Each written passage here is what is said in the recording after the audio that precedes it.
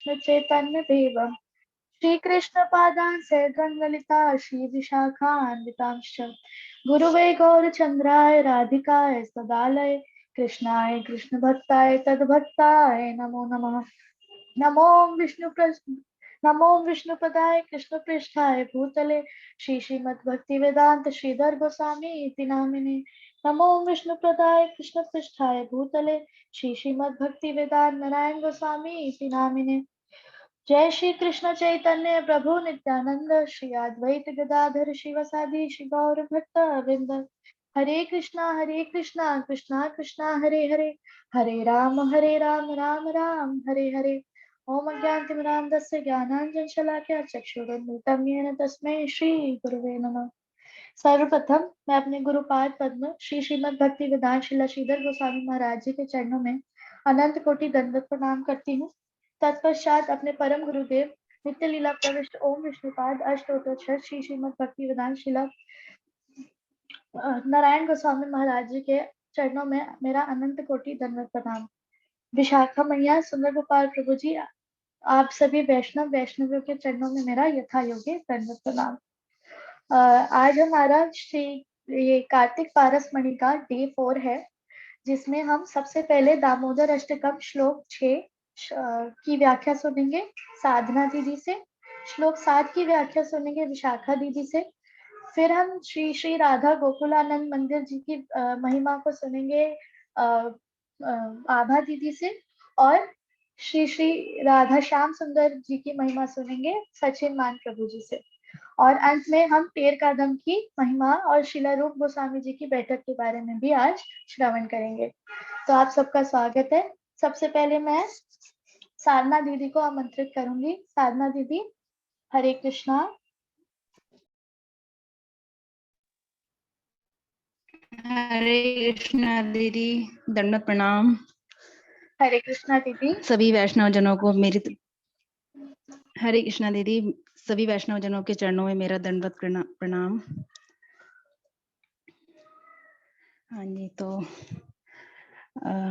आप सभी ने मुझे जो है बहुत अच्छा एक मौका दिया है कि मैं अपनी वाणी को शुद्ध कर सकूं और भगवान की सेवा कर सकूं अपनी वाणी द्वारा। वैसे मेरी योग्यता नहीं है ऐसी, पर मेरा छोटा सा प्रयास है, तो मुझे क्षमा कीजिएगा मेरी त्रुटियों के लिए। सॉरी, मैं इंटरप्ट कर रही हूँ और मैं एक चीज बताना भूल गई। अंत में एक बहुत सुंदर कीर्तन है कुसुम दीदी द्वारा, जो आज हम सुनेंगे। तो दीदी आप स्टार्ट कर सकते हैं।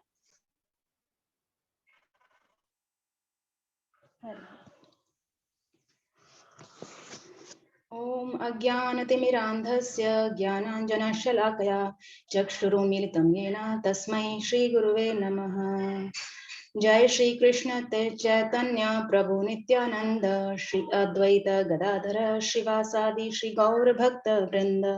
हरे कृष्णा कृष्णा कृष्णा हरे हरे, हरे राम राम राम हरे हरे।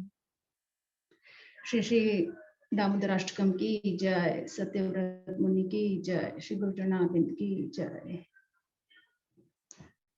छठे श्लोक की आज चर्चा करने का मुझे सौभाग्य मिला है आप सबकी कृपा से, गुरु गौरांग और सभी वैष्णव जनों की कृपा से। तो पहले छठा श्लोक हम गाने का प्रयास करते हैं। नमो देव दामोदर अनंत विष्णु, प्रसीद प्रभो दुख जलाब्धिमा,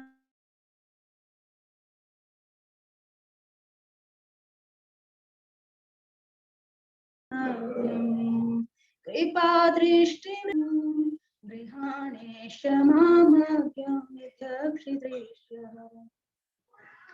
तो इसमें सबसे पहले जो है सत्यव्रत मुनि जी नमो से स्टार्ट करते हैं ये श्लोक। तो नमो से जो है उनका क्या भाव है कि वो भगवान के चरणों में प्रणाम कर रहे हैं, दंडवत कर रहे हैं, और प्रार्थना भाव से जो है प्रार्थनामय भाव जो है उनका भगवान के लिए है कि जैसे हम करते हैं, नमस्ते करते हैं, नमस्कार करते हैं, नमस्तुभ्यम। तो ये जो शब्द हैं ये क्या नमस्कार सूचक हैं कि भाई हम जो है दूसरे को झुक करके जो प्रणाम कर रहे हैं। तो इस शब्द से जो हम साधकों को ये बात समझ में आती है कि अगर भगवान को प्राप्त करना है हमें, तो हमें भगवान को प्राप्त करने के लिए उनके समक्ष, उनके सम्मुख झुकना हमें बहुत जरूरी है।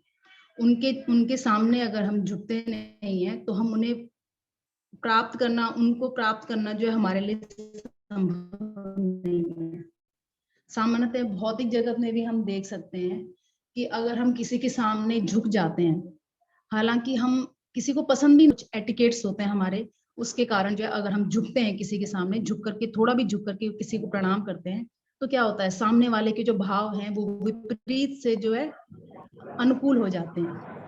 प्रतिकूल भाव अगर कोई रखता भी है तो वो अनुकूल में बदल जाता है।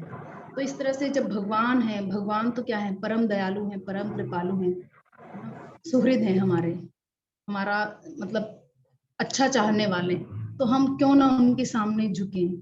तो हम जो है भगवान के सामने हमें झुकना चाहिए, ताकि जो है भगवान हमसे प्रसन्न रहें। तो इस तरह से भगवान के सामने झुक करके प्रणाम करने से जो है सारी समस्याओं का हमारा समाधान हो जाता है। जो व्यक्ति भगवान नाम लेते हैं या फिर भगवान को सर झुका करके उनको प्रणाम अर्पित करते हैं, तो उनका भव चक्कर, भव बंधन जो है वो कट जाता है। जन्म मृत्यु का जो ये चक्कर है जिसमें हम फंसे हुए हैं, और बीच में जो जरा व्याधि, बुढ़ापा है, बीमारी है, इन समस्याओं में हम घिरे हुए हैं, तो ये जो है हमारा भस्म हो जाता है। तो इसमें जो है सत्यव्रत मुनि जी जो है यही भगवान को जो है प्रणाम करके उनके सामने झुक रहे हैं, और फिर भगवान के अलग अलग नामों से उनको संबोधित कर रहे हैं। नमो देव दामोदर। देव, देव शब्द का क्या अर्थ है कि भगवान का जो रूप है वो क्या है, दिव्य स्वरूप है भगवान का। भगवान का जो स्वरूप है बहुत दिव्य रूप, सौंदर्य है उनका। तो वो जो है सत्यव्रत मुनि जो है अपने हृदय में उसको जो है स्मरण कर रहे हैं, और उनका दर्शन हो जाए, उनके दिव्य स्वरूप का दर्शन हो जाए, ये कामना कर रहे हैं। और दूसरा है नमो देव दामोदरा। दामोदर, दामोदर का मतलब दाम रस्सी और उदर पेट। तो जैसे यशोदा मैया ने प्रभु को जब उनकी नटखट हरकतों से जो है मैया जो है परेशान हो जाती हैं, तो उनको कमर से उनको बांधने के लिए ओखल में प्रयास करती हैं। उनको जितनी बार उनको बांधने का प्रयास करती हैं उतनी बार जो है 2 उंगल जो है रस्सी छोटी पड़ जाती है। तो भगवान बार बार देखते हैं कि मैया जो है प्रयास कर रही हैं और उनको जो है पसीने छूट गए हैं उनके।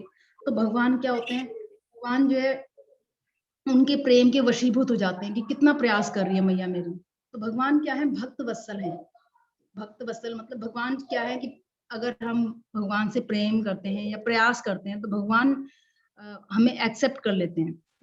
तो यशोदा मैया के भी प्रयास को देख करके जो है भगवान क्या करते हैं कि अपनी लीला को यहीं पे समाप्त कर देते हैं, और जो है उनके प्रेम के वश में होकर के जो है बंध जाते हैं।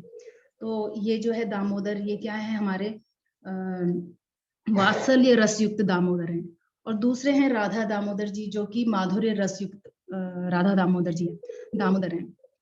तो राधा दामोदर जी कैसे कि जब रास लीला में जब भगवान गोपियों को अहंकार हो गया था कि भाई भगवान हमारे साथ भाई रास रचा रहे हैं, तो क्या हुआ कि भगवान अंतर ध्यान हो गए उनके अहंकार को तोड़ने के लिए। जब वापस आते हैं भगवान तो क्या करती हैं गोपियां, उनको पकड़ करके और ललिता विशाखा सखी उनको राधा जी के साथ जो है उनका दाम बंधन कर देती है, फूल की माला से दोनों को बांध देती हैं। तो इस तरह से जो है दूसरे हो गए हमारे राधा दामोदर जी, जो कि श्रृंगार रस युक्त राधा दामोदर जी हैं। और अब क्या कहते हैं, नमो देव दामोदरानंद। अनंत, अनंत का अर्थ है महाशक्तिशाली, बहुत मतलब उनके अंदर जो सारी प्रकार की शक्तियां जो भगवान के अंदर है वो सारी प्रकार की शक्तियों से युक्त हैं, सब भगवान के अंदर से अंदर विद्यमान है। और भगवान जो है उनका कोई अंत नहीं है, अनंत, असीमित है वो, उनकी कोई सीमा नहीं है। और उसके बाद है दामोदरानंत विष्णु। विष्णु क्या, विष्णु का अर्थ है जो हर कण कण में व्याप्त है, सर्वव्यापक, हर जगह जो है भगवान हर कण में वास करते हैं। मतलब जो सृष्टि भी करते हैं और सृष्टि में प्रवेश भी करते हैं और उसका विस्तार भी करते हैं, हर कण में वास करते हैं। तो जो हर कण में वास करते हैं मैया ने जो उनको एक स्थान में और बांध करके और उनको वहां पे खड़ा करके रुलाया। तो ऐसे भगवान जो है भगवान ही हो सकते हैं कि जो ऐसी लीला कर सकते हैं। क्योंकि वो भक्त वत्सल हैं, उनके अंदर क्या है, वो प्रेम के वशीभूत हैं। तो ऐसे भगवान का जो है सत्यव्रत मुनि जी कह रहे हैं कि ऐसे जो है सर्वव्यापी भगवान वो मुझसे प्रसन्न हो जाएं और मुझे जो है दर्शन दें, मुझे भगवान के दर्शन प्राप्त हों। पर दर्शन कैसे करूंगा मैं? इन जड़ नेत्रों से तो मैं भगवान के दर्शन नहीं कर सकता। तो हे भगवान, वो प्रार्थना कर रहे हैं भगवान से कि हे भगवान, आप मुझे जो है अप्राकृत नेत्र प्रदान कीजिए ताकि मैं जो आपका साक्षात दर्शन कर पाऊं। तो सत्यव्रत मुनि जी यहाँ पे क्या कामना कर रहे हैं? मतलब इतनी उच्च कोटि की कामना की है। दर्शन भी 3 प्रकार के होते हैं, है ना। एक तो होता है मन से दर्शन करना भगवान का, मन में हम स्मरण करते हैं, दर्शन करते हैं। दूसरा, स्वप्न के द्वारा भी भगवान का दर्शन होता है। और तीसरा होता है साक्षात। तो सत्यव्रत मुनि जी का क्या भाव है? बिल्कुल उच्च कोटि का भाव है उनका कि भाई भगवान के दर्शन करने हैं उनको, तो साक्षात करने हैं।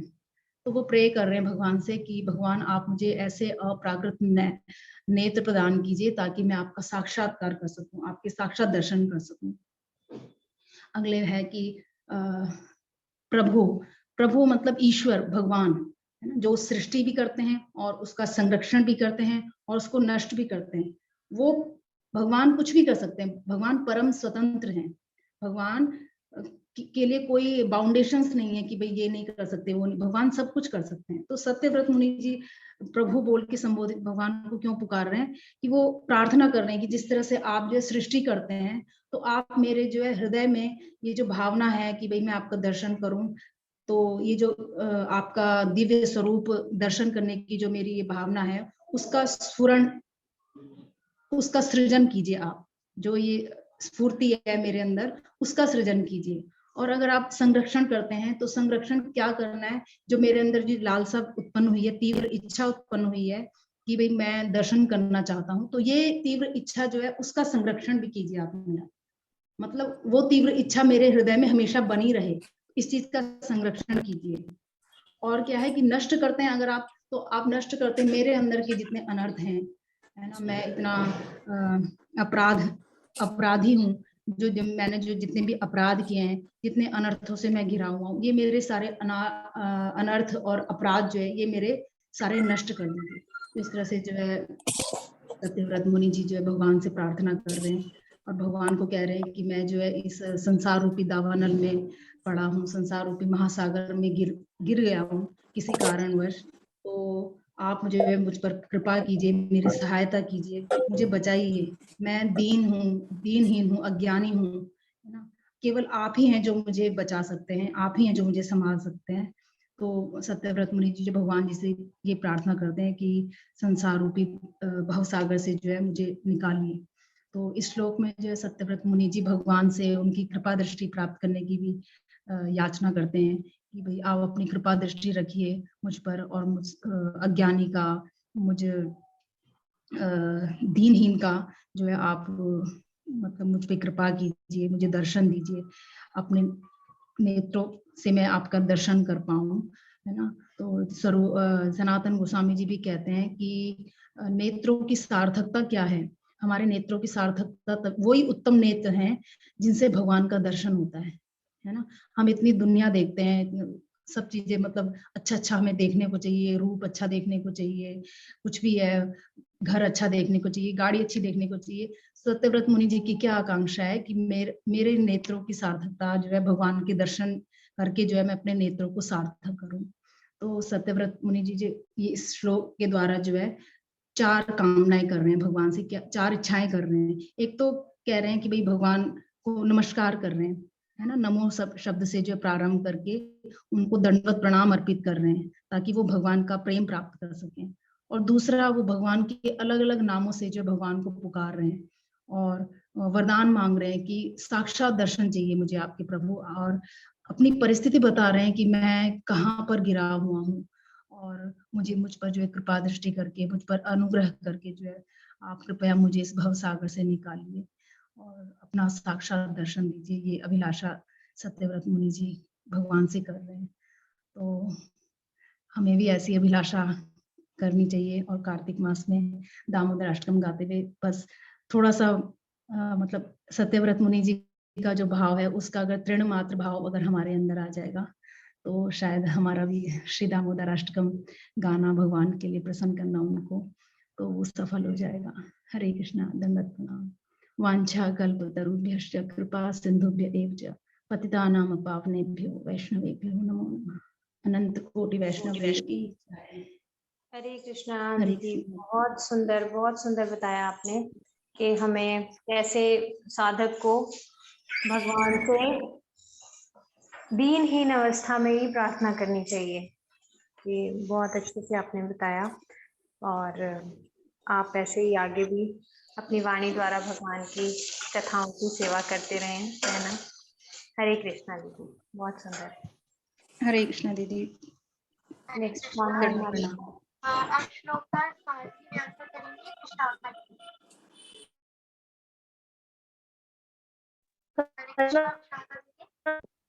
हरे कृष्णा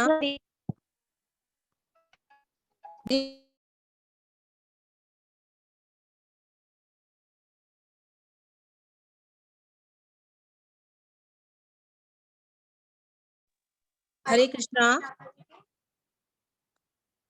आपको मेरी आवाज आ रही है? हाँ जी दीदी, आ रही है जी।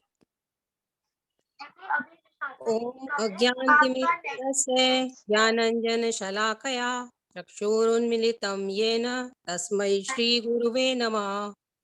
जय श्री कृष्ण चैतन्य प्रभु नित्यानंद श्री अद्वैत गदाधर श्रीवासादि श्री गौर भक्त वृंद।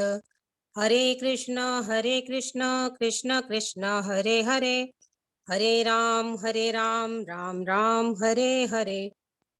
सबसे पहले मैं अपने गुरुदेव आपको मेरी आवाज श्री आ रही है? हरे कृष्णा दीदी। जी दीदी, अभी विशाखा दीदी ने पहले श्लोका 7 को एक्सप्लेनेशन करना है। ये ना बहुत धीरे आ रही है आवाज। मेरी हरे कृष्णा, अभी जी आ रही है? मेरे पास हाँ मेरे आपकी आवाज आ रही है, मेरी आवाज नहीं आ रही? दीदी, हाँ आपकी जी, आवाज आ आ रही है, रही है। दोनों की आ रही है। हाँ जी। मैं ये कह रही थी कि जो श्लोका 7 है, पहले उसकी एक्सप्लेनेशन जी विशाखा जी दीदी जी करेंगी, फिर जी जी नेक्स्ट आप जी करना। बिल्कुल। ठीक है दीदी, आप हरे पूछिएगा, मुझे कृष्णा। हल्की आवाज आ रही थी तो मुझे लगा कि आपने मेरा नाम लिया है। अच्छा सॉरी। अच्छा, कोई बात नहीं दीदी, जी नहीं नहीं। जी हरे कृष्णा विशाखा दीदी। हरे कृष्णा दीदी, मेरी आवाज आ रही है? जी दीदी, थोड़ी सी कट रही है बट आ रही है फिर।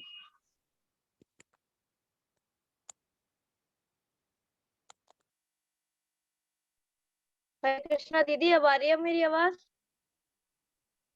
हरि बोल। जी दीदी, जी अभी आ रही है आपके पास। ओम अज्ञानतिमिरान्धस्य ज्ञानाञ्जनशलाकया चक्षुरुन्मीलितं येन तस्मै श्रीगुरवे नमः। नमः विष्णुपादाय गुरुपृष्ठाय भूतले श्रीमद्भक्तिवेदांत माधव गोस्वामी नामिने। नमः विष्णुपादाय राधिकाय प्रियात्मने श्रीमद्भक्तिवेदांत नारायण गोस्वामी नामिने। श्री कृष्ण लीला कथने सुदक्ष मौदार्य माधुर्य गुणैश्चयुक्तम् परम वरेण्यं पुरुषं महान्तं नारायणं तं शीर्षा नमामि।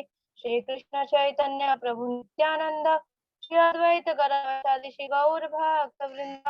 हरे कृष्णा कृष्ण कृष्ण हरे हरे, हरे रामो राम राम हरे हरे।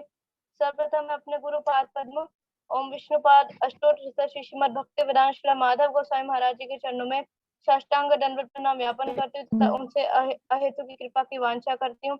तत्पश्चात मैं अपने परम गुरुदेव नित्य लीला प्रविष्ट श्रीमद् भक्ति वेदांत श्री नारायण गोस्वामी महाराज जी एवं नित्य लीला प्रविष्ट श्री भक्ति वेदांत श्री वामन गोस्वामी महाराज जी के चरणों में मेरा साष्टांग दंडवत प्रणाम एवं समस्त वैष्णव एवं वैष्णवियों को मेरा यथा योग्य दंडवत प्रणाम। हरे कृष्णा।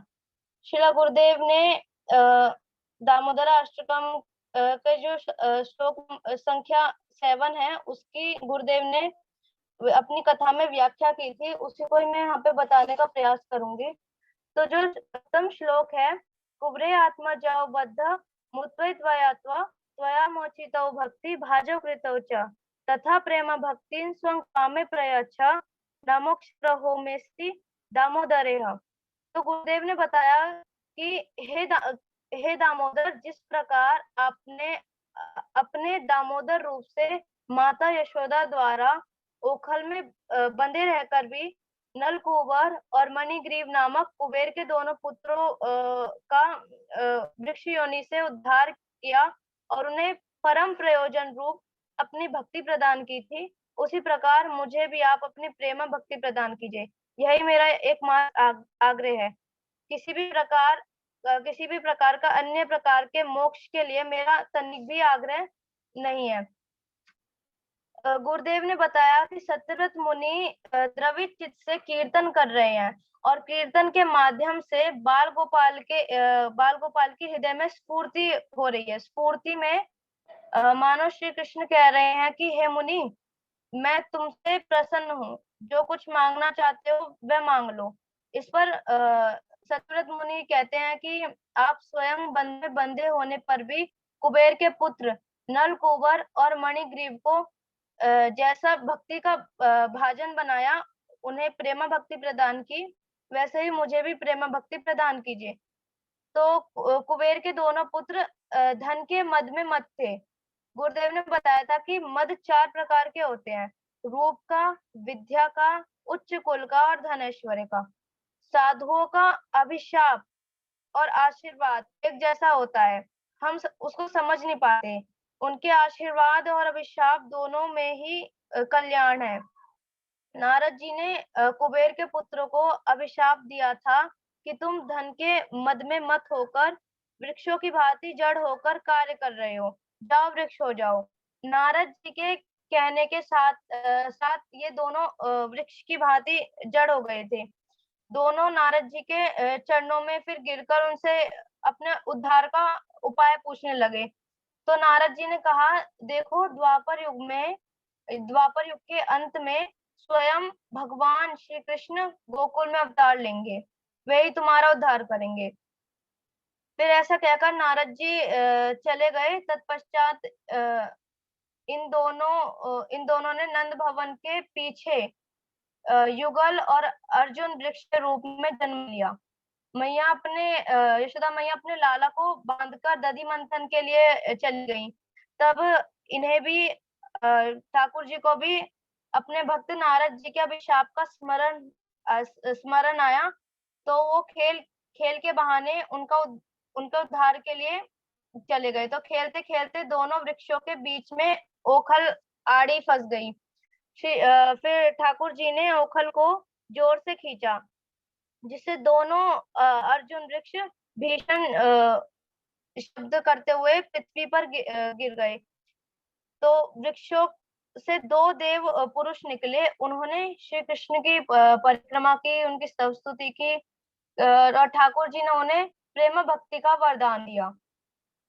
अप्रकट व्रज में मधुकंठ और स्निग्धकंठ नामक श्री कृष्ण लीला कथा वाचक होकर महानंद भवन में श्री कृष्ण कथा सुनाने लगे। यह प्रेम भक्ति अब कैसे प्राप्त होती है, इसके विषय में गुरुदेव ने बताया था कि श्रीला रूप गोस्वामी पाद जी भक्ति रसामृत सिंधु में बतला रहे हैं कि प्रेमा भक्ति के बहुत से क्रम हैं। तो जो प्रेमा भक्ति के बहुत से क्रम हैं, उसमें पहले सुकृति द्वारा परमार्थ की श्रद्धा उत्पन्न होती है। शास्त्र वचनों में विश्वास और हरि कथा श्रवण में अभिलाषा होना श्रद्धा का लक्षण है। श्रद्धा उदय के पश्चात साधु संग, तदंतर भजन क्रिया आरंभ होती है। साथ ही साथ अनर्थ निवृत्ति भी आरंभ हो जाती है।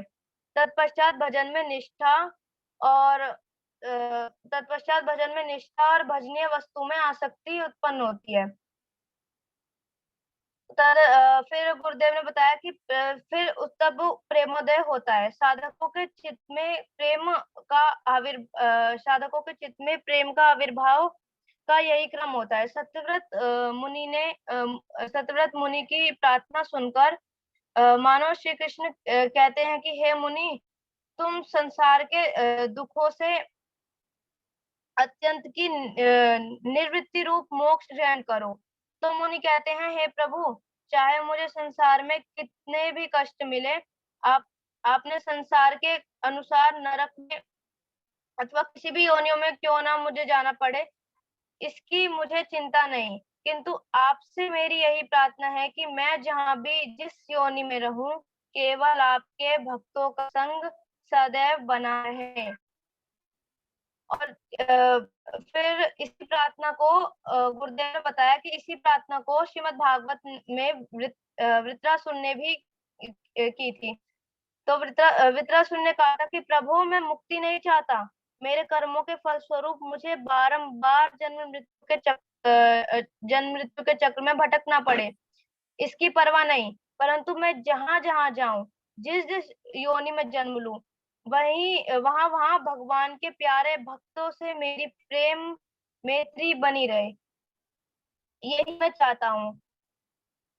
और फिर वृत्रासुर ने कहा कि मैं केवल यही चाहता हूँ कि जो लोग आपकी माया से देह गेह और स्त्री पुत्र आदि में आसक्त हो रहे हैं, उनके साथ मेरा कभी भी किसी भी प्रकार का भी संबंध ना हो, यही मैं चाहता हूँ। और लोग किसी भी अवस्था में हो सकते, जिसके हृदय में रागानुगा भक्ति उदित होती है, वह जगत का पूज्य बन जाता है। जगत की तो बात ही क्या, वो श्री कृष्ण जो अचित हैं, उन्हें भी अपनी प्रेमा भक्ति के माध्यम से वशीभूत कर लेता है। तो मैं ये प्रार्थना करती हूँ, हे प्रभु आप मैया के जैसे यशोदा मैया के प्रेम रज्जु से बंधे हुए हैं, उसी बंधन वाले रूप में सदा मेरे हृदय में विराजमान रहे। वांछा कल्पतरुभ्यश्च कृपा सिंधुभ्येव च पतितानां पावनेभ्यो वैष्णवेभ्यो नमो नमः। हरे कृष्णा।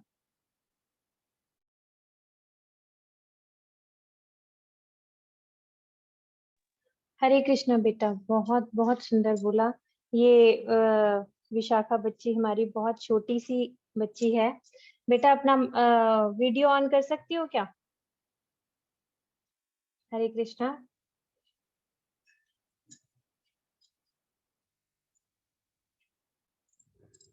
हरे कृष्णा।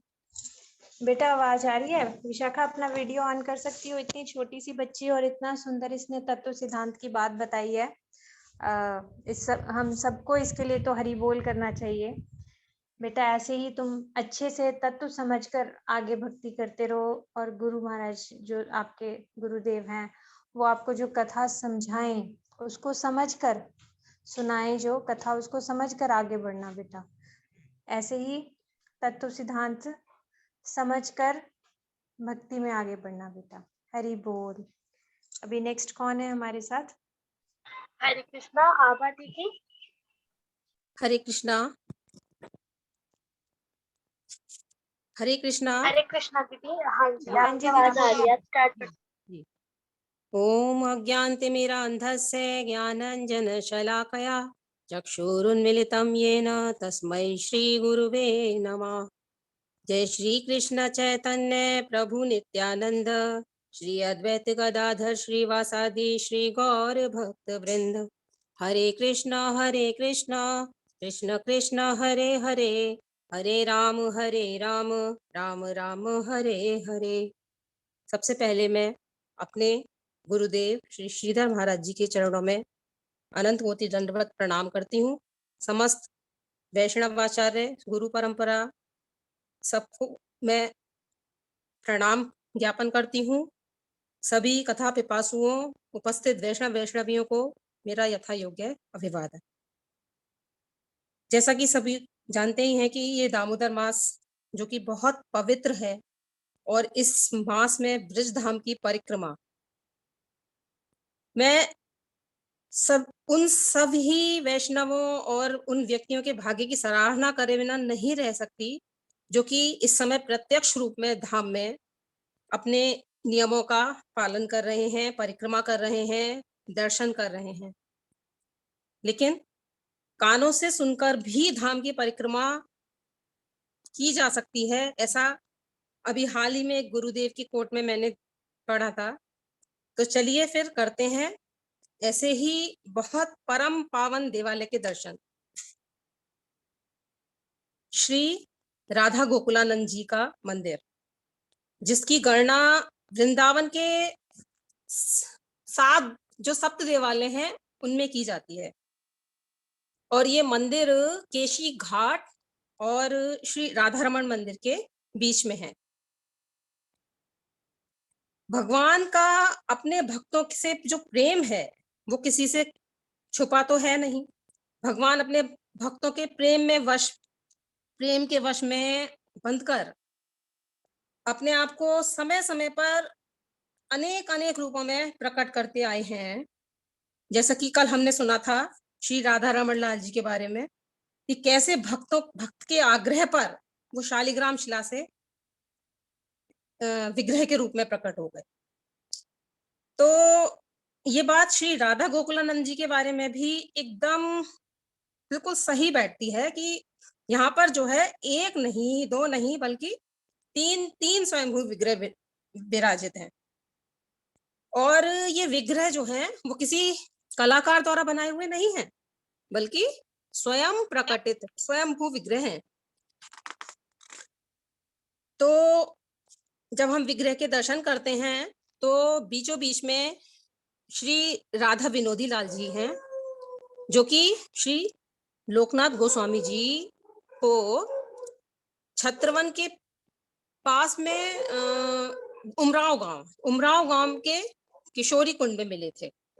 और तो और वो जो है उनसे प्रत्यक्ष बात किया करते थे, उनसे सेवा मांगते थे। जैसे कहते थे कि उन्होंने जब प्रकट हुए थे उन्होंने बोला था कि मुझे भूख लगी है। जब उन्होंने लोकनाथ गोस्वामी जी ने उनको भोग पधराया तो कहते हैं कि चटनी के बिना स्वाद नहीं आता। तो ऐसा ही कथा में मैंने कभी सुना था, तो मैं इसका वर्णन मतलब बता रही हूँ कि इस तरह से मतलब वो उनसे प्रत्यक्ष बातें करते थे और सेवा मांगते थे, और गोस्वामी जी भी बड़े प्यार से उस स्थान पर रहकर उनकी सेवा करने लगे। अब लीलाधर तो ठहरे लीलाधर, वो कहाँ वृंदावन से दूर रहने वाले थे, छत्रवन में कहाँ टिकने किशोर जो है। तो फिर उन्होंने क्या किया कि रूप गोस्वामी जी, सनातन गोस्वामी जी और रघुनाथ भट्ट जी से आग्रह करवाया कि वो उन्हें वृंदावन ले जाएं। लोकनाथ गोस्वामी जी ले आए उनको वृंदावन और पधरा दिया श्री राधा गोकुलानंद मंदिर में। हाँ, अभी फिलहाल जो वर्तमान में उस समय में मुगल जो आक्रमण हुए थे तो उस समय में उनको विस्थापित किया गया। तो वो जयपुर में उनको स्थापित किया गया है और वर्तमान समय में वहीं पर उनकी सेवा होती है। और इस मंदिर में उनके प्रतिभू विग्रह विराजित हैं। उनके अब जब राधा विनोदी लाल जी के ही एक और जो विग्रह हैं वो हैं श्री राधा गोविंद जी, और जिनकी जो बलदेव विद्याभूषण जी द्वारा सेवित हैं। और एक और हैं श्री राधा गोकुलानंद जी, जो कि एक छोटे से विग्रह हैं और राधा कृष्ण मिलित तनु है। मिलित तनु जैसे कि जिसका मतलब है कि एक ही विग्रह में राधा कृष्ण दोनों विराजित है। ये विग्रह श्री विश्वनाथ चक्रवर्ती जी को राधा कुंड में मिले थे और इन्हीं के प्रयासों से ये जो तीनों विग्रह हैं वर्तमान में वो राधा गोकुलानंद में विराजित हैं, क्योंकि ये पहले अलग अलग मंदिर में विराजित थे, पर जब मंदिरों को तोड़ दिया गया था तो बाद में विश्वनाथ चक्रवर्ती ठाकुर जी के प्रयास से इनको इस मंदिर में विराजित किया गया। अच्छा, इन विग्रहों के अलावा मंदिर परिसर में इन विग्रहों की जो सेवा करते थे उनके जैसे श्री लोकनाथ गोस्वामी जी, श्री नरोत्तम दास जी और श्री विश्वनाथ चक्रवर्ती जी, इनकी पावन समाधियां भी हैं जिसका कि हम दर्शन का सौभाग्य हमें यहाँ पर मिलता है। श्री लोकनाथ चक्रवर्ती जी श्रीमंत चैतन्य महाप्रभु जी के समकालीन थे। प्रभु जी के जब संन्यास ग्रहण कर रहे थे तो लोकनाथ गोस्वामी जी वृंदावन आए थे और उनके ही आदेश पर वृंदावन की जो लुप्त स्थलियों की खोज में लगे हुए थे, तो श्री लोकनाथ गोस्वामी जी जो है नित्य वृंदावन लीला में राधा रानी की मंजुली मंजरी हैं। एक बात और गोस्वामी जी के बारे में है कि ये अपने लिए कोई शिष्य नहीं रखना चाहते थे, लेकिन बाद में महाप्रभु जी ने उनको बताया, बोला कि आप एक शिष्य रख सकते हैं, कम से कम एक तो रखिए। तो नरोत्तम दास जी, अच्छा फिर क्या हुआ नरोत्तम दास जी, उन्होंने मतलब उनका शिष्य बनने के लिए उनकी इतनी उत्कृष्ट सेवा की कि मतलब वो विवश हो गए। फिर उन्होंने उनको अपना शिष्य के रूप में स्वीकार कर लिया। तो नरोत्तम दास जी के बारे में एक बात और है कि वो एक श्रुत धारा थे। एक श्रुत धारा मतलब एक बार सुनकर कोई भी बात, मतलब एक विषय तत्व को अगर उन्होंने एक बार सुन लिया तो वो उसको एकदम से याद करने में एकदम सक्षम। तो उन्होंने ऐसे इतने अद्भुत कीर्तन लिखे, सार युक्त कीर्तन लिखे, वंदनाएं लिखी कि जिन्हें प्रभुपाद जी भी अपने लेक्चर्स के दौरान अक्सर गाया करते थे। नरोत्तम दास जी नित्य कृष्ण लीला में चंपक मंजरी हैं और रूप गोस्वामी जी को जो असिस्ट करते हैं राधा कृष्ण की सेवा में। नरोत्तम दास जी के उत्तराधिकारी एक शिष्य बने श्री विश्वनाथ चक्रवर्ती जी, जो कि रूप गोस्वामी जी के ही एक अन्य रूप विस्तार थे, एक्सटेंशन। रूप गोस्वामी जी के ग्रंथों जिसमें कि भक्ति रसामत सिंधु, उज्ज्वल नीलमणि, लघु भागवतामृतम, उसकी उन्होंने सरलतम टीकाएं लिखी।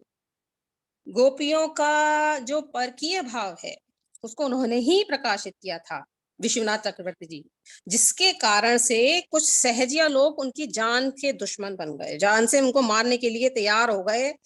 घात लगाकर एक बार तो बैठे थे कि विश्वनाथ को आज तो मार ही देंगे। लेकिन क्या हुआ कि वो छिपकर जब बैठते थे तो देख रहे थे कि विश्वनाथ जी आ रहे हैं। अब वो कभी विश्वनाथ जी को देखते हैं और कभी राधा रानी की मंजरी को, बड़े विस्मित हो गए। खैर, फिर एक क्या है कि विश्वनाथ जी की जो गोपी गीत है उसकी जो अद्भुत टीकाएं हैं, मतलब सुने या उसको जाने बिना रसिक बना मतलब हो ही नहीं सकते।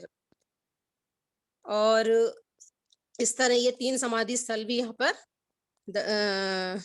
पूजन के दर्शन के योग्य हैं। और इसके अलावा श्री चैतन्य महाप्रभु जी ने रघुनाथ दास गोस्वामी जी को एक गुंजा माला, जो कि साक्षात राधा रानी का स्वरूप थी, और एक गिरिराज शिला, उसका भी दर्शन हमें इस मंदिर में मिलता है। परम सौभाग्य है हमारा कि इस शिला की एक विशेषता है कि महाप्रभु के अंगूठे का निशान भी इस पर अंकित है। और ये शिला नम भी रहती है। वो कहते हैं कि महाप्रभु जी के वो निरंतर प्रेमाश्रु जो बहते रहते थे, उसका प्रभाव है कि ये शिला आज भी नम दिखाई देती है। तो इस तरह से ये इस मंदिर में हम इतने महान आचार्यों की अपने प्रभु के दर्शन के साथ साथ उनके सेवा करने और अपने परम आचार्यों के दर्शन और उनका मनन चिंतन का पूजन का सौभाग्य हमें मिलता है। इसी के साथ मैं अपनी वाणी को विश्राम देती हूँ। अगर मुझसे वर्णन में कोई चूक हो गई हो तो उसके लिए क्षमा याचना करती हूँ। वांछा कल्पतरुभ्यश्च कृपा सिन्धुभ्यः च पतितानां पावनेभ्यो वैष्णवेभ्यो नमो नमः। हरे कृष्णा दीदी।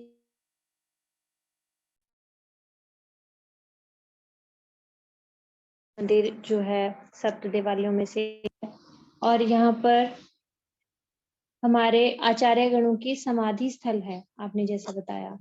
तो अभी हमें वृंदावन यदि दर्शन करने का सौभाग्य प्राप्त हो तो हमें इन वैष्णव जनों के समाधि स्थलों पे जरूर जाना चाहिए, क्योंकि इन्हीं की कृपा से हमें किसी दिन जो वास्तव में वृंदावन है उसका दर्शन हो सकता है।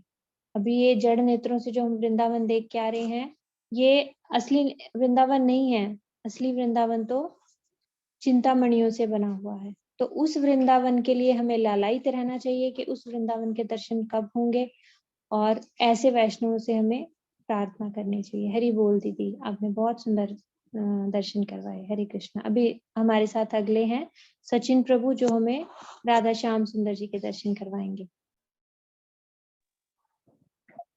हरे कृष्ण माता जी। हरे कृष्ण एवरीवन।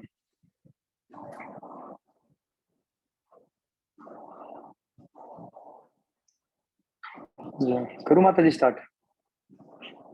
हाँ जी बोलिए। हाँ, सबसे पहले तो वृंदावन धाम की जय। सारे वैष्णव गणों, वैष्णवियों को, सभी को मेरा प्रणाम, सभी गुरुजनों को मेरा प्रणाम।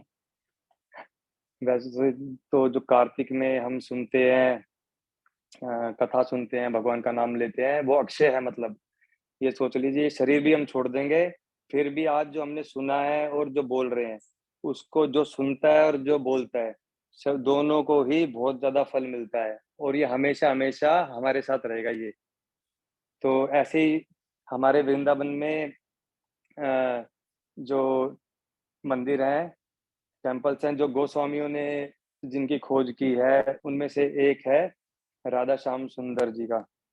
ये यहाँ का जो विग्रह है, ये बाकी गोस्वामी जो जिन्होंने सर्च की है, खोज की है, वो नहीं, ये स्वयं श्रीमती राधा रानी ने यहाँ पे अपने हृदय से प्रकट की है। ये उसकी कथा मैं आपको सुनाता हूँ।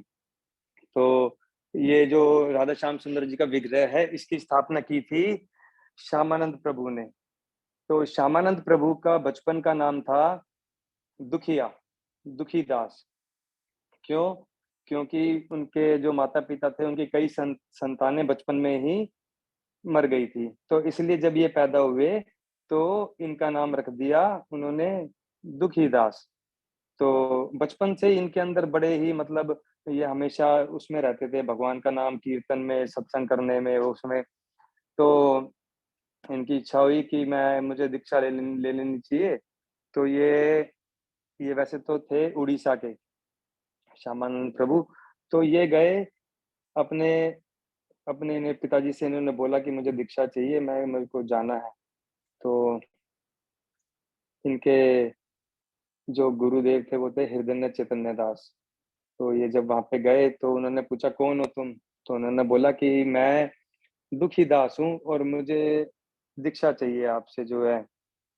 तो उन्होंने कहा कि, उन्होंने बताया कि मैं कृष्ण भक्ति करता हूँ, ऐसे ऐसे करके। तो उन्होंने बोला, जो कृष्ण भक्ति करता है वो दुखी दास कैसे हो सकता है? तो उन्होंने उनका नाम रख दिया, बोले तुम्हारा नाम आज से वो होगा, मैं भूल रहा हूँ थोड़ा सा। कृष्ण माता जी क्या नाम रखा था इन्होंने? दुखी कृष्णदास। हाँ सॉरी, दुखी कृष्णदास की, तुम्हारा आज से दुखी कृष्णदास नाम होगा। तो बट जो उनके जो गुरुदेव थे ना, ये थे, वो उनके रस को पहचानते थे। तो ये थे श्रृंगार रस के। तो और वो थे दास्य रस के, जो है सखा रस के। प्रभु जी वो तो सख्य रस, हाँ साख्य रस था ना, हाँ साख्य रस के थे हृदय चैतन्य दास। तो उन्होंने बोला कि तुम अपनी आगे की शिक्षा है ना, जीव गोस्वामी जी से लो जाके वृंदावन में। तो उन्होंने उनको वहां पे भेजा। तो वो वहां से चलते हुए जंगल पार करके, नाले नदियां पार करते करते वो पहुंचे कहाँ? वृंदावन धाम। वृंदावन धाम पहुंचे, और वृंदावन धाम पहुंच के जीव गोस्वामी जी से मिले वो। तो जीव गोस्वामी जी से बोले कि मुझे उन्होंने भेजा है आपसे आगे की शिक्षा ग्रहण करने के लिए। तो उन्होंने बोला अच्छा। तो वो बोले कि जहाँ पे तुम खड़े हो ना, ये राजस्थली है राधा कृष्ण जी की, और यहाँ पे तुम बुहारी देना, सुबह सुबह तुम्हारी सेवा है, यहाँ पे बुहारी देना सुबह, क्योंकि शाम के टाइम, रात के टाइम यहाँ पे होता है रास, ये रासथली है। और इस भाव से बुहारी लगाना, बुहारी देना कि ठाकुर जी और राधा रानी के चरणों में कोई कंकर ना चुभ जाए। तो वो डेली अपनी सेवा करते रहते हैं, भगवान का नाम लेते रहते, नाम जपते रहते। और ऐसे ही करते करते एक दिन सुबह उनको है ना, जब वो दे रहे थे, तो एक है ना उनको बड़ी चमकदार चीज नजर आई एक पेड़ के नीचे। जब उन्हें वहां पे गए उसके पास में, तो देखा एक अलौकिक पायल थी वहां पे। तो उन्होंने वो उठाई और अपने गुरुदेव के पास ले गए।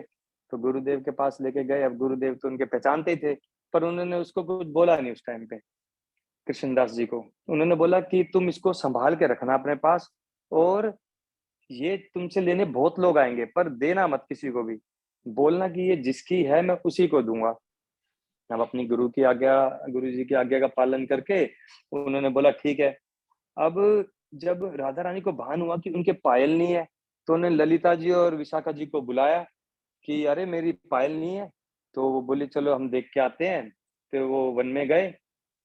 तो वन में गए, उसके बाद उन्होंने फिर जाके उन्होंने अपने भेष बदल लिया। उन्होंने अपने पुराने से जैसे कपड़े वपड़े पहन लिए, और अपना वो जैसे बूढ़े होते हैं वैसा उन्होंने वो ले लिया, क्या कहते हैं, भेष बनाया, और वो गए कृष्ण दास जी के पास में। उन्होंने बोला अरे बाबा, तुमने यहाँ पे कोई पायल देखी है क्या?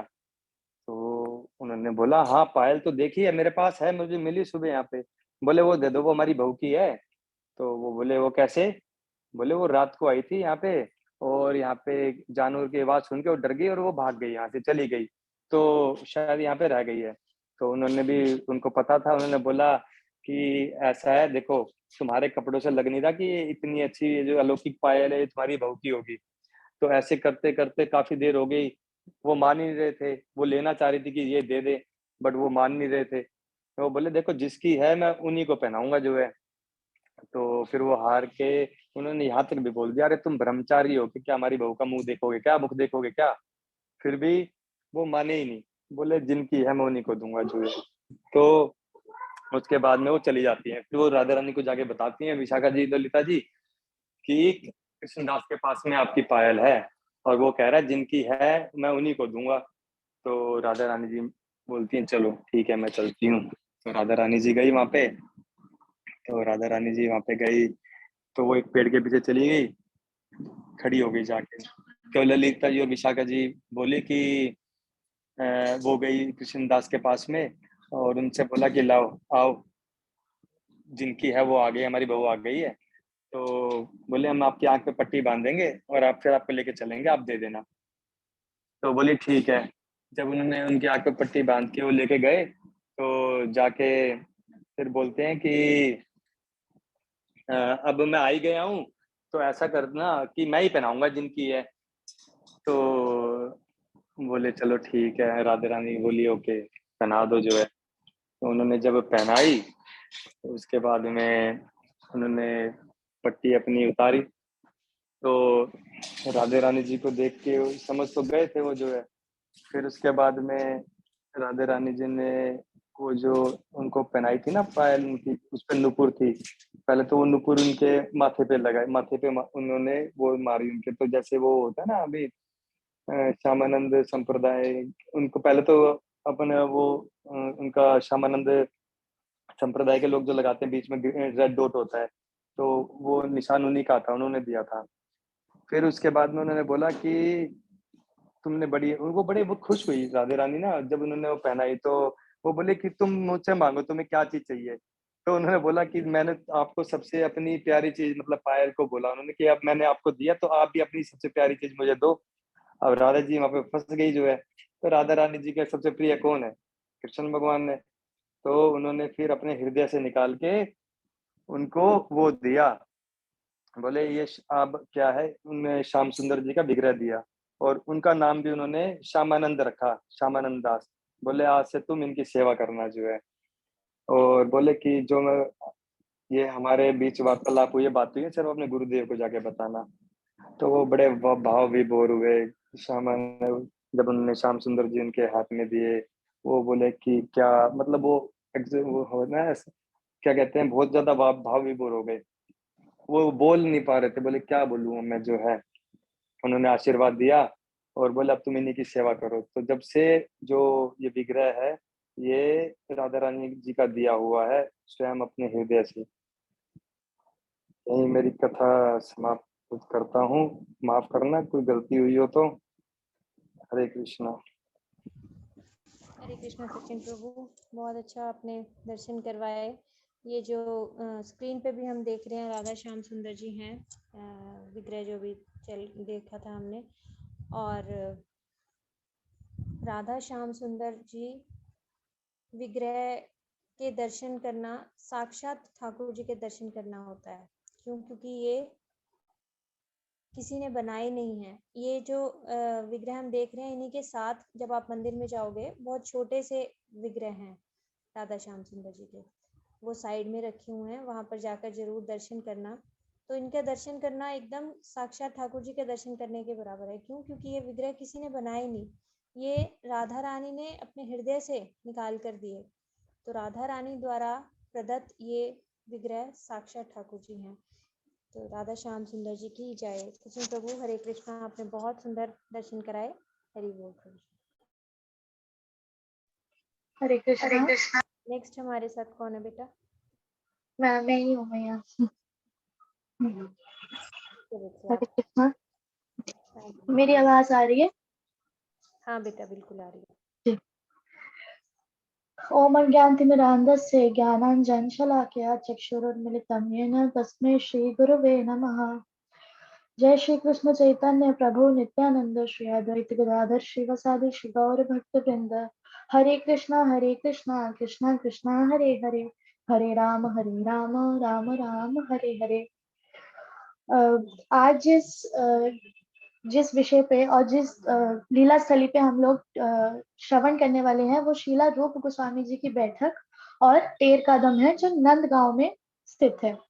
तो शीला रूप गोस्वामी जी की बैठक पे बात करने से पहले हमें ये जानना होगा कि शीला रूप गोस्वामी जी हैं कौन। शीला रूप गोस्वामी जी श्री चैतन्य मनोभीष्टम स्थापितम येन भूतले, मतलब शीला रूप गोस्वामी जी श्रीमन महाप्रभु के अंतरंग पार्षद हैं। उन्होंने महाप्रभु का मनोभीष्ट को यहाँ पे स्थापित किया है। वो ब्रज प्रेम जो सबसे उन्नत उज्जवल है, उसको यहाँ पे उन्होंने स्थापित किया है। आज से जो 550 साल पहले जब श्रीमन महाप्रभु यहाँ पे आए, तो उन्होंने 6 गोस्वामी पार्षद के द्वारा यहाँ पे लीला स्थलियों का उद्धार किया। वो लीला स्थली जो मुसलमान राजाओं के कारण लुप्त हो गई थी या तोड़ दी गई थी, या जो भी जैसे भी उनका वो लुप्त हो गई थी, उनको प्रकाशित करने के लिए, उनका उद्धार करने के लिए श्रीमन महाप्रभु के 6 अंतरंग पार्षद, 6 गोस्वामी यहाँ पे आए थे। उनमें प्रमुख जो शीला रूप गोस्वामी जी हैं, उन्होंने जो महाप्रभु ने उन 6 गोस्वामी जी को 4 आदेश दिए थे। ये 4 आदेश हम सबको अच्छे से याद रखने चाहिए। वो 4 आदेश हैं महाप्रभु के, जो दिए हुए 4 आदेश हैं वो है लुप्त तीर्थ स्थान का उद्धार, पहला आदेश। दूसरा आदेश है विग्रह सेवा को प्रकाशित करना। तीसरा आदेश है ग्रंथ प्रकाशन। और चौथा आदेश है भक्ति सदाचार को प्रतिष्ठित करना। हम देख सकते हैं कि इन चारों आदेश का शीला रूप गोस्वामी जी ने बहुत सुंदर तरीके से उन आदेशों का पालन किया।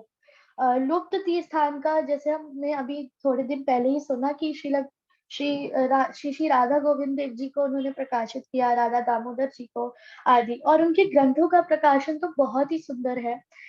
उपदेशामृत, श्री उज्जवल नीलमणि, श्री भक्ति रसामृत सिंधु। तो जो शीला रूप गोस्वामी जी की यहाँ पे भजन कुटीर बैठक है, उसमें कुछ लीलाएं हैं जो अब हम सुनेंगे।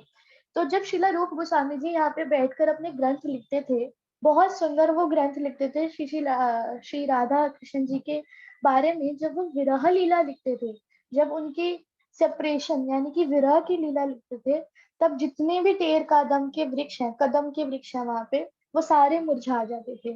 मानो जैसे रूप गोस्वामी जी के हृदय में जो भी विरह का ताप है, वो उनको भी स्पर्श कर रहा हो, इस प्रकार से। और उसी समय जब शीला रूप गोस्वामी जी मिलन की लीला लिखते थे, तो सारे वृक्ष, सारे फूल आदि सब खिल उठते थे। तो इस प्रकार से उनका इतना सुंदर भाव था। और रूप गोस्वामी जी की एक और लीला यहाँ पे आती है। जब शीला रूप गोस्वामी जी यहाँ पे एक बार ग्रंथ लिख रहे थे, तो वहां शीला सनातन गोस्वामी जी आए। दोनों हरि चर्चा करने लग गए। जब दोनों हरि चर्चा कर रहे थे, तो शीला रूप गोस्वामी जी के हृदय में इच्छा आई कि अगर अभी उनके पास कुछ कुछ वस्तु सामान होता, तो वो उससे सनातन गोस्वामी जी के लिए बहुत सुंदर खीर प्रसाद बनाते। ऐसी इच्छा उनके मन में आई। पर शीला रूप गोस्वामी जी निष्किंचन वैष्णव है। वो मधुकरी करके ही सब कुछ ग्रहण करते हैं। तो उस समय उनके पास कुछ भी सामान नहीं था। ऐसे सिर्फ मन में इच्छा आई। जब हमारे श्रीला गुरुदेव बताते हैं जी कि जब भक्त के हृदय में इच्छा प्रकाशित होती है तो भगवान उसको पूर्ण किए बिना रह नहीं सकते, और जब भगवान के हृदय में कोई इच्छा प्रकाशित होती है तो भक्त उसे पूर्ण किए बिना रह नहीं सकते। ये इच्छा भौतिक इच्छा नहीं है, भगवान से ही संबंधित जो इच्छाएं होती हैं अनुकूल। तो जब शिला रूप गोस्वामी जी के मन में ये इच्छा आई तो श्रीमती राधिका जी वहां पे एक बहुत छोटी बालिका, बहुत छोटी ब्रज की लाली बन के आई, और उन्होंने अपना अपने साथ लाई दूध चावल और चीनी लेके आई, और उन्होंने शिला रूप गोस्वामी जी को बोला, बाबा ये मेरी मैया ने बनाया है, इसको ठाकुर जी को भोग लगा के खा लेना, इसको पा लेना इस प्रसाद को। तो रूप गोस्वामी जी और सनातन गोस्वामी जी जब ये रूप गोस्वामी जी और सनातन गोस्वामी जी हरि चर्चा में इतने तन्मय थे कि वो भूल ही गए, और जब श्रीमती राधिका जी ने देखा कि ये मेरी ही कथा में इतने तन्मय है तो वो तो अपने आप को रोक नहीं पाई। तो श्रीमती राधिका जी बहुत फिर से एक छोटी लाली जो जैसे वो आई थी वैसे वापस आई, उन्होंने वहां पे चूल्हा जलाया, कुछ कंडे इकट्ठे किए और वहीं पे उन्होंने बहुत सुंदर खीर प्रसाद वहां पे तैयार कर दिया। अब उन्होंने बोला, बाबा अब कम से कम इस खीर को भोग लगा के खा लेना। तो उसी समय जब रूप गोस्वामी जी ने ठाकुर जी को वो खीर को भोग लगाया और शिला सनातन गोस्वामी जी को वो खीर दी, तो सनातन गोस्वामी जी ने जैसे ही उस खीर को पाया उसी समय सनातन गोस्वामी जी के हृदय में राधिका जी का स्मरण हुआ, और जब वो स्मरण हुआ तभी उनकी आंखों से अश्रु बहने लगे, और जैसे अश्रु बहने लगे वो समझ गए कि ये खीर इस जगत की नहीं है, ये खीर उस जगत की है। तो शिला सनातन गोस्वामी जी ने शिला रूप गोस्वामी जी को पूछा कि रूप क्या तुमने कोई इच्छा प्रकट की थी मन में? तो शिला रूप गोस्वामी जी ने कहा, हाँ मैं चाहता था कि मैं आपको बहुत सुंदर खीर प्रसाद बनाकर यहाँ पे खिलाऊं। तो सनातन गोस्वामी जी ने कहा कि ऐसे कभी मत करना, हमारी हमारी ये जिम्मेदारी है, हमारी ये रिस्पॉन्सिबिलिटी है, हम श्रीमती राधिका जी की सेवा करें, वो हमारी सेवा करें, ये उचित नहीं। इसी प्रकार एक और लीला आती है, जब शिला रूप गोस्वामी जी बैठ के वहां पे ग्रंथ लिख रहे थे, तो वो एक ग्रंथ लिख रहे थे चाटु पुष्पांजलि करके। चाटु पुष्पांजलि में शिला रूप गोस्वामी जी अपने हृदय की जो पुष्पांजलि थी श्रीमती राधिका जी के चरण कमलों में, उसके बारे में उस ग्रंथ में लिख रहे थे। उसी समय वहां पे सनातन गोस्वामी जी है, सनातन गोस्वामी जी ने उनसे पूछा कि आप क्या लिख रहे हो, मुझे बताओ। तो जब उन्होंने देखा तो उन्होंने ये देखा कि रूप गोस्वामी जी ने उधर एक श्लोक में श्रीमती राधिका जी की चोटी जो होती है उसकी उपमा दी हुई है। जो सांप होता है, जो सर्प होता है, सर्प के जो फण पे मणि होती है, मणि स्तवका विद्योति वेणी व्यालंगम फणम, मतलब कि उनकी वेणी मतलब जो उसकी मणि है उसके समान राधिका जी की चोटी है। ये सुनकर सनातन गोस्वामी जी ने बोला कि रोक, मुझे ये उचित नहीं लगता, इसको ठीक करो, इसको बदल दो। ये सुनते ही जब सनातन गोस्वामी जी वापस राधा कुंड पे भजन करने गए तो राधा कुंड पे उन्होंने ये देखा कि एक बहुत छोटी सी ब्रज कन्याएं खेल रही हैं। एक ब्रज कन्या झूला झूल रही है और बाकी सखियां उसको झूला झूला रही हैं। तो जैसे ही उन्होंने देखा कि वो झूला झूल रही है तो उनके पीछे एक बहुत सांप, एक बड़ा सा सांप फन लेके ऐसे खड़ा हुआ था। तो ये देखते ही शिला सनातन गोस्वामी जी एकदम भागे और बोला, ऐसे लाली करके भागे, और एकदम से वो जो भी दृश्य था वो एकदम अदृश्य हो गया। ये देखकर सनातन गोस्वामी जी समझ गए कि ये जो शिलारूप गोस्वामी जी लिख रहे थे वो बिल्कुल ठीक था, यानी कि जो राधा जी की चोटी है उसकी जो उपमा उन्होंने सर्प के फण के मणि के समान दी है वो बिल्कुल ठीक दी है। शिला रूप गोस्वामी पाद जी की बहुत महिमा है। महाप्रभु भगवान है, उन्होंने कहीं भक्तों को अपनी भगवत्ता दिखाई, लेकिन उनके मुख पे ताला लगा दिया कि तुम नहीं बताओगे कि मैं भगवान हूँ। लेकिन शिला रूप गोस्वामी जी एक अकेले थे जिन्होंने पूरी जब सभा में ये बोला, अनर्पित चरिम चिरात करुणा अवतीर्ण कलो समरितम उन्नत उज्जवल रसम स्वभक्ति श्रियम, मतलब कि जो इस कलयुग में अपनी असीम अनुकंपा, जो कृपा से, मतलब कॉजलेस मर्सी, उससे जो आए हैं यहाँ पे कलयुग में, करुणा के अधीन जो भगवान है, अभी तक हम देख रहे थे कि जैसे राम जी हैं, वो जिस पे करुणा चाहते हैं उस पे करते हैं, जैसे शबरी जी पे की, कृष्ण ने जैसे सुदामा आदि पे करुणा की, लेकिन वो पहले विचार करते हैं और फिर करुणा करते हैं। लेकिन महाप्रभु करुणा के ही अधीन है, महाप्रभु विचार करते ही नहीं, वो अधिकार देखते ही नहीं, वो सबको वो उन्नत उज्जवल ब्रज प्रेम दे देते हैं। तो ये जो महाप्रभु का ये जो स्वरूप प्रकाशित किया, वो शिला रूप गोस्वामी जी ने ही किया। अगर रूप गोस्वामी जी ना होते तो हमें कभी ना पता चलता कि श्रीमन महाप्रभु ही स्वयं श्री कृष्ण और राधिका जी के मिलित तनु है। और शिला रूप गोस्वामी जी के चरणों का आश्रय यदि हम नहीं लेंगे, शिला रूप अनुगत्य यानी कि रूप गोस्वामी जी का अनुगत्य नहीं करेंगे, तो ब्रज भक्ति में प्रवेश करना असंभव पर है। टेर कादम की एक और लीला आती है, जहाँ पे टेर का मतलब होता है बुलाना, टेर मतलब बुलाना, और कदम मतलब कदम के वृक्ष। तो कृष्ण इन कदम के वृक्षों पे चढ़ के टेर करते थे। टेर यानी कि बुलाते थे, किसको? गोपियों को, गैया को। तो कृष्ण एक दिन गाय चराने गए, और जैसे ही गायों को वो चराते थे, जो लेके जाते थे वो वहां पे उनको चराते थे, छोड़ देते थे, और फिर जब उनको वापस बुलाना होता था तो टेर कदम के वृक्ष पे चढ़ के अपनी मुरली द्वारा टेर करते थे, यानी उनको बुलाते थे। उनकी मुरली की धुन इतनी सुंदर थी कि हर गैया को लगता था कृष्ण मुझे ही बुला रहे हैं।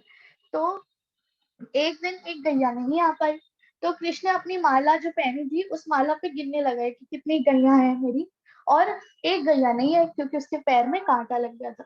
कृष्ण ने इतनी मधुर ध्वनि करी कि वो गैया को सिर्फ अपना ही नाम उस बांसुरी की धुन में सुनाई दिया, और वो गैया बहुत भागते हुए एकदम कृष्ण की तरफ आई, जबकि उनके पैर में कांटा लगा हुआ था, तब भी उसकी अनुभूति उनको नहीं हुई।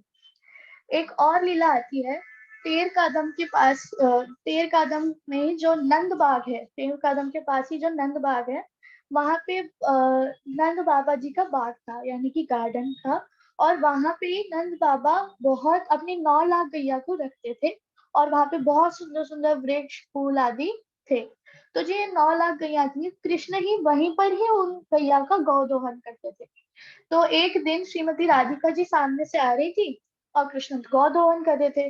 तो अब वहां नंदबाग से जाने के 2 रास्ते होते थे, एक सांकरी रास्ता होता है और एक बड़ा रास्ता होता है। तो ललिता जी बोलती हैं कि राधा हम ना बड़े रास्ते से जाएंगे, लेकिन राधा जी बोलती है कि नहीं, मैं तो सांकरी रास्ते से छोटे रास्ते से ही जाऊंगी। तो वहां पे इतने पतले रास्ते से श्रीमती राधिका जी निकल रही होती हैं, और कृष्ण जो दूध की धारा होते हैं एकदम से राधिका जी के मुख पर ऐसे उसको मारते हैं। तो राधिका जी का जो मुख है वो पूरा दुखमय हो जाता है। ये देख के सखियां बड़ी जोर जोर से हंसती हैं, और राधिका जी भी मन ही मन बड़ी आनंदित होती हैं। कुछ दूर जाके श्रीमती राधिका जी अब कृष्ण का दर्शन करना चाहती हैं। तो राधिका जी क्या करती हैं कि वो अपनी आ, नहीं, राधिका जी ने एक माला पहनी होती है, वो वहां पे गिर के टूट जाती है। तो जैसे ही वो टूटती है तो राधिका जी झुक कर वो एक एक मोती को उठाती हैं। जब वो उठाती है तो बड़ी बड़ी एक कटाक्ष से कृष्ण का दर्शन कर लेती हैं। गैया के नीचे से ही बहुत कटाक्ष से कृष्ण का दर्शन कर लेती है कि कृष्ण बैठे हुए हैं। बहुत ही सुंदर प्रकार से वो उनका दर्शन करती हैं।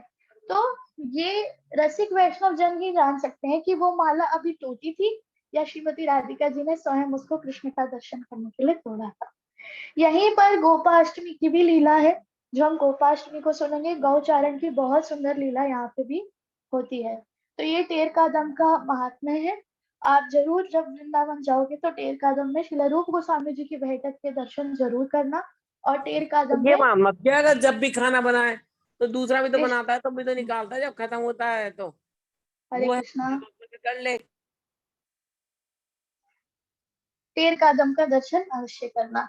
यही मैं अपनी वाणी को विश्राम देती हूँ। वांछा कर्तव्य कृपा सिंधु भयवचा पतितानां पावनेभ्यो वैष्णवेभ्यो नमो नमः। हरे कृष्णा गौर प्रिया बेटा, बहुत सुंदर तुमने टेर कदम स्थली के दर्शन करवाए, रूप गोस्वामी जी का महात्म समझाया कि रूपानुभूए बिना हम जो ब्रज भक्ति चाह रहे हैं, जो हमारा एम है ब्रज भक्ति करना, ब्रज भक्ति में भी माधुर्य भाव में भी राधा रानी जी की किंकरी बनना, वो रूपानुभूए बिना नहीं हो सकता। तो रूपानुभव होकर ही ये हमारा जो भजन का सिद्धि है वो हम प्राप्त कर सकते हैं। बहुत सुंदर बेटा तुमने बताया। आज एक और शुभ तिथि है। आज हमारे गुरुवर्ग में से भक्ति प्रमोद पुरी गोस्वामी महाराज जी का तिथि है। तो 5 मिनट हम उनके बारे में भी सुन लेते हैं अपनी वाणी हरे के कृष्णा मैया। प्रमोद पुरी महाराज जी का नहीं है, शीला रूप पुरी महाराज जी का है। ओके बेटा। तो हाँ जी, हाँ जी। उनके बारे में कोई बोल रहा है क्या? नहीं नहीं, अभी तो उनके बारे में कोई नहीं बोल रहा।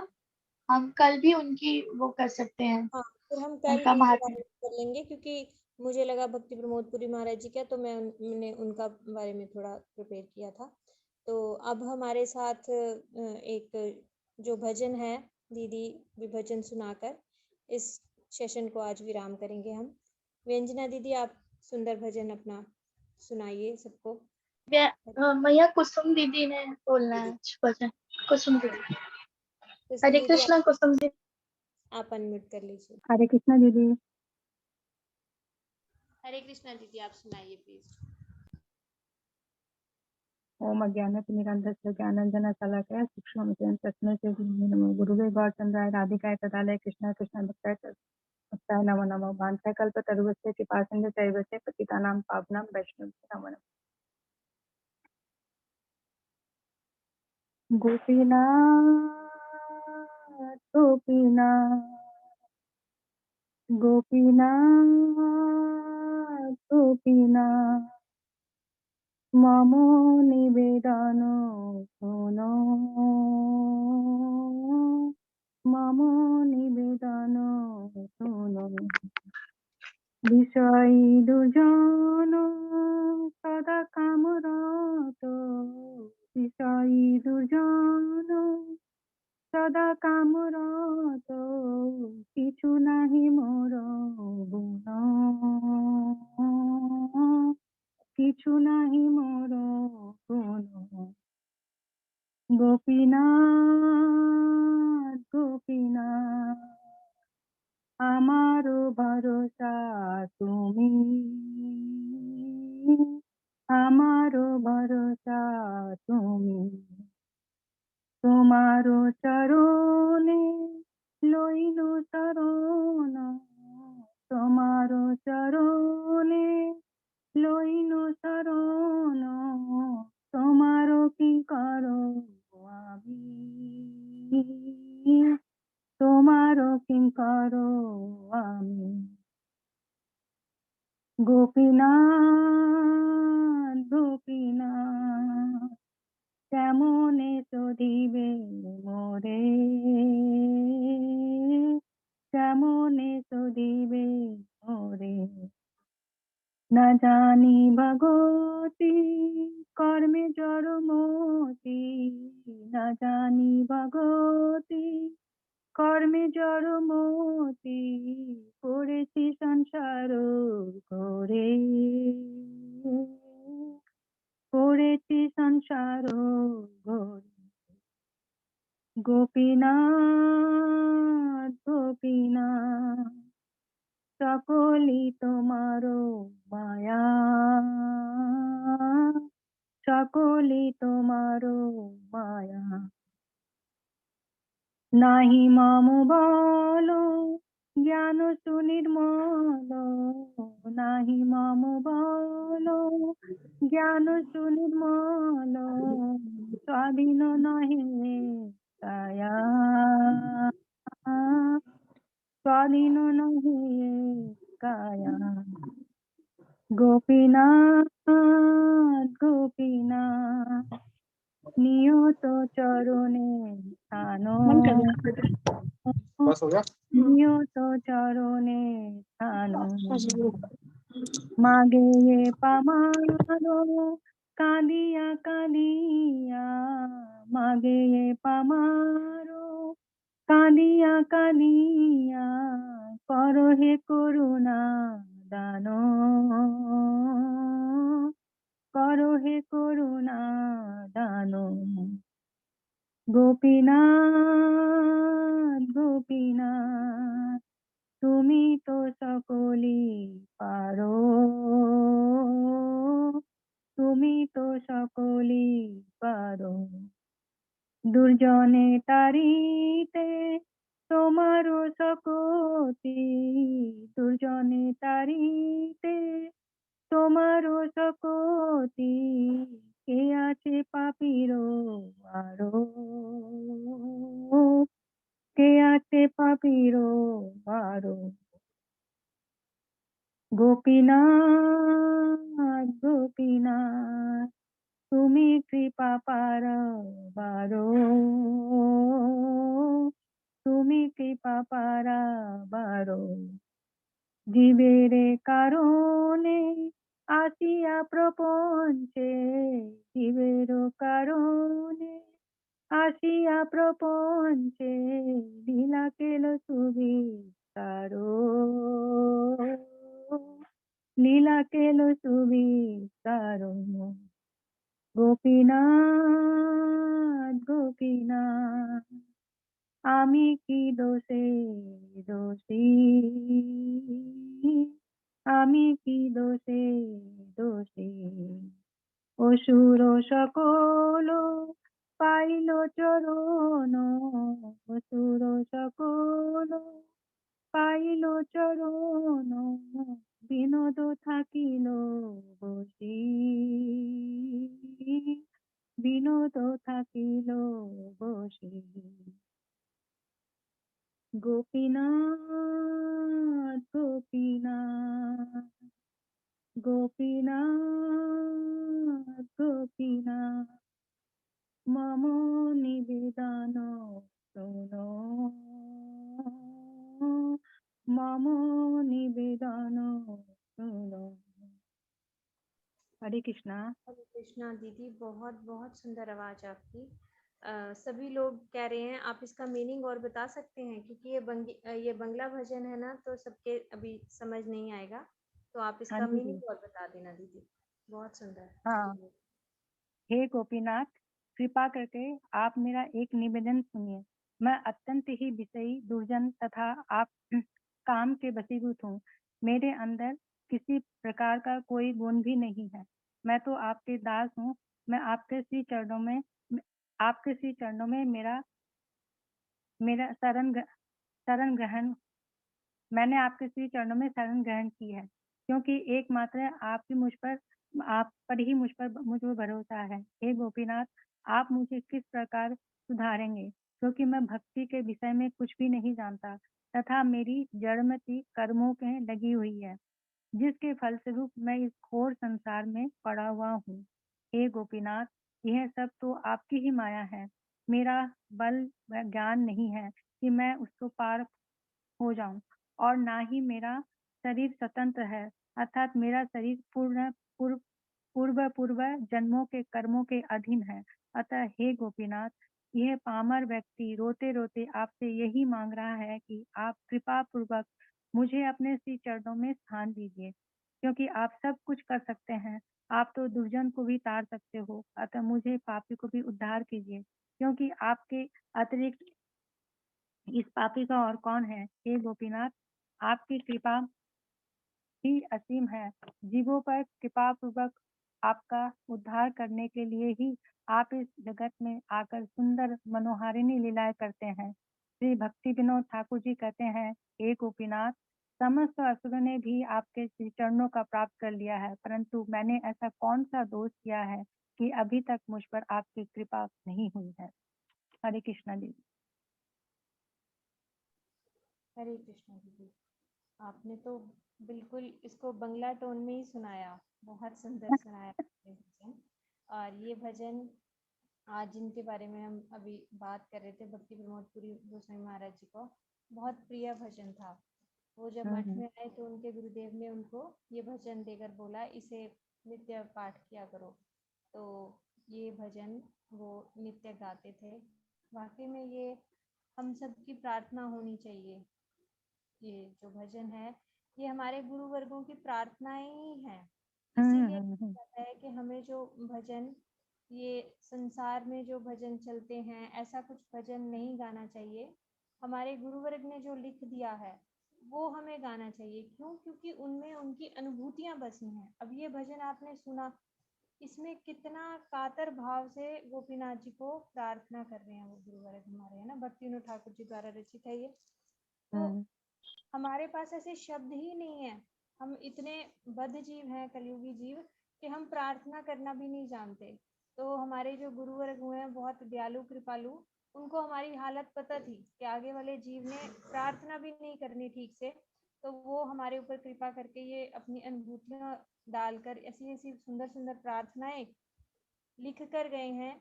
हम उन्हें केवल पढ़ ही लें, पढ़ते पढ़ते किसी दिन हमारे हृदय में भी ऐसे भावों का कुछ कणा जरूर आएगा, इनका असर जरूर होगा, क्योंकि ये साधारण नहीं है। भजन जो है ये बहुत तत्वों से भरे हुए हैं। तो इसलिए आप सबसे अनुरोध है, यदि आप सबके पास ये वैष्णव भजन हो, किसी तरह से आपके पास अवेलेबल हो, हमारे मठ से निकली है गौड़िया गीत गुच्छ नाम से एक किताब, उसका आप PDF ले सकते हो। उसमें ये भजन सब लिखे हैं। तो ऐसे भजनों का हमें सुबह शाम जरूर 1 या 2 भजन जरूर गाना चाहिए। ये भावों में प्रवेश करने का जो है ना, हमें यत्न करना चाहिए कि उसमें क्या भाव दिया गया है।